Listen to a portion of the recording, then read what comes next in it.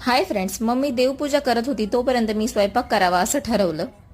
मग मी शेवग्याचं कालवण केलं. त्याची रेसिपी मी ऑलरेडी यूट्यूब चॅनलवर अपलोड केलेली आहे, ती तुम्ही जाऊन बघावी तिकडे.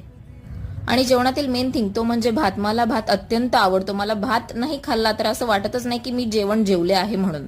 मग तांदूळ 2-3 वेळा स्वच्छ पाण्याने धुवून घेतले आणि भात कुकरला लावून दिला. आणि मला नंतर आठवलं की मी आज कालवणामध्ये हळदच टाकायची विसरले आहे. आजकाल ना मी खूपच विसरते देवा.